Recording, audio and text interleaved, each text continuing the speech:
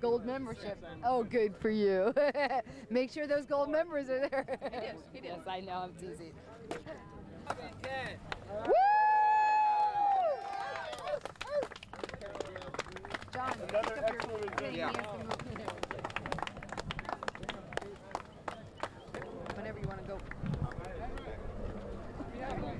Oh, for all the trophies, we have the paper still. You can wrap it in. Who made these, brother?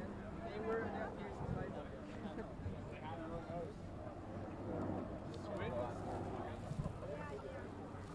Oh, gorgeous, Jack. So the question. And, okay. And Bob Coleman and Ted Overhouse, you just won the National Eastern Flying Disc Championships. What are you guys going to do next? Spend the money. You're supposed to say, I'm going to Disneyland. I always screw But up they're that not question. sponsoring this event. That's right. You have another question? What you have to do, what interesting things to look I'll talk for. about winning. All right, go. Well, as far as freestyle goes, it's like there's so many great players at this tournament that we knew it was going to be hard to win. But it's great to see people from all over the country come in here. And I'm from Miami, and it's great. I love New York City. It's one of my favorite cities in the world. And I think anybody who comes here and doesn't enjoy the city is a fool. And so I knew I was going to have a great time getting to come to New York City and spend time training and working out for this event. And we knew that we had a high difficulty routine because we do a lot of against the spin stuff, where the Frisbee is gyrating against the spin of the procession. And we're better at that than most teams, so we knew that was going to put us above. And so we had to get our catches together, and we knew if we had that, we were going to have a good routine. Just talk about for the beginner what you're doing out there. People that have never seen Frisbee before, like, you know, what are you doing? Okay. Let me handle that one. All right.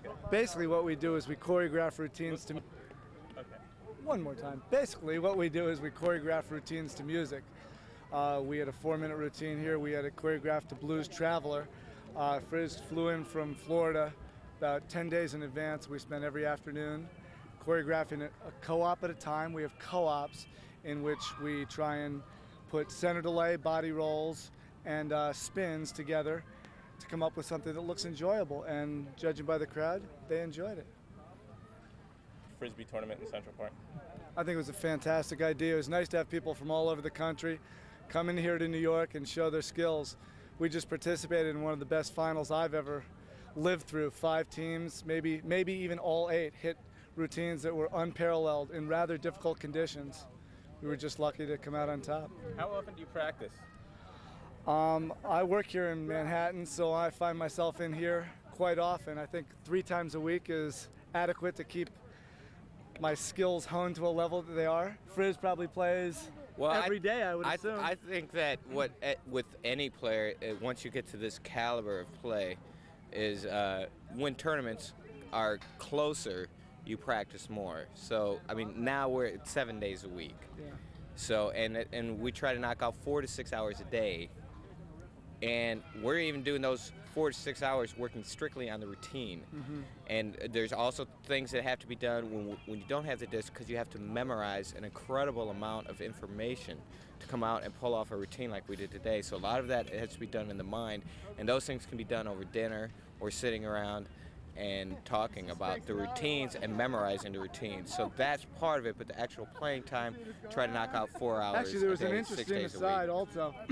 Bob actually pulled his groin muscle 3 days into our practice, so what we had to do was mentally run through the routine, put the disc on the ground, and walk through the entire routine, memorizing every movement, and that, I think, actually helped us remember the entire thing. Absolutely, it helped us remember, because unfortunately when you tear a muscle, there's nothing that you can do about it, and there's no miraculous cure that all of a sudden you're not going to feel that.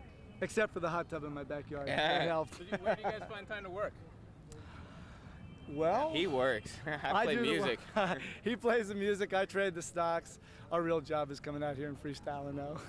Okay, just spell your names for me. Tell me your name. I'm Ted Oberhaus, Oberhaus. And I'm Bob Frizz Coleman. Even my mom calls me Frizz if she's in a good mood. And Coleman is Coleman. Great. And Frizz is Friz. Yeah, no S. Okay, first of all, just tell me a little bit about this event and what it is, what was going on. Well, this was the grand return of flying disc freestyle sports competitively to Central Park. There has not been a competitive freestyle flying disc tournament in New York in many, many years. And so it was a great success in that we got a nice crowd turnout, and we had players come from literally all over the United States for this event. Okay. Tell me, what are you guys doing out there? What is it? What's going on? Well, what we try and do in freestyle is to express creatively using the flying disc and the limitations of our mind, body, and the physics of the flying disc. We take all of these different tricks that we do and we combine them together in very distinctive, individualistic ways, very expressive ways, and we choreograph them to music. And the idea for many of us, of course, is to get out there and really push the limit in the sort of hot dog sports sense, and also to really turn the crowd on. And how is that frisbee spinning on your finger? How do you do that? We actually have little plastic nails. Hold on, sorry. Okay. We actually have little plastic nails that we put on our fingers, and we spray silicone spray on the flying discs. And the combination of those two ingredients allow us to do a lot of those tricks to a much more difficult degree than we would otherwise be able to. Okay, and what do you do? How much practice does it take? How much time do you spend doing this?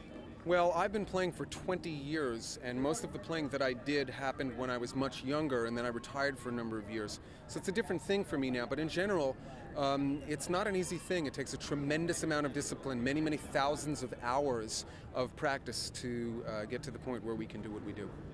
Just, can you spell your name? My name is John Dwork, D-W-O-R-K. I'm originally from New York, and I'm the fellow who got the Bachelor of Arts degree in Flying Disc Studies. How'd you do that? I worked my butt off at Hampshire College in Amherst, Massachusetts.